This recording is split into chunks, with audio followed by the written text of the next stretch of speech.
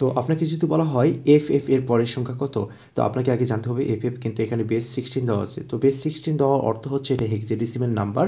তো হেক্সাডেসিমাল নাম্বারের আপনার পরের সংখ্যা বা আগের সংখ্যা যে কোনো নাম্বার সিস্টেমে যদি পরের বা আগের সংখ্যা বলা থাকে কোনো প্রশ্নে, তাহলে আপনাদের যেটা করতে হবে পরের সংখ্যা হইলে এক যোগ করতে হবে এবং আগের সংখ্যা হলে এক বিয়োগ করতে হবে। তাহলে আমাদের একটা সংখ্যা দেওয়া আছে এফ এফ, এর পরের সংখ্যা বলেছে, তার মানে এক যোগ করবো আমরা।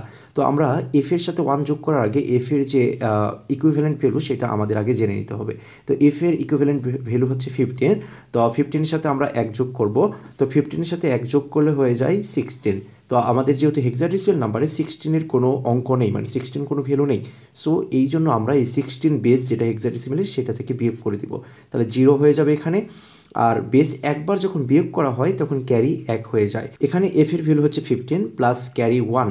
তো এই দুটো যোগ করলে হয়ে যাচ্ছে 16। তো আমরা 16ও ডিরেক্ট লিখতে পারবো না, কারণ 16 কোনো ভ্যালু হেক্সাডেসিমালে নেই।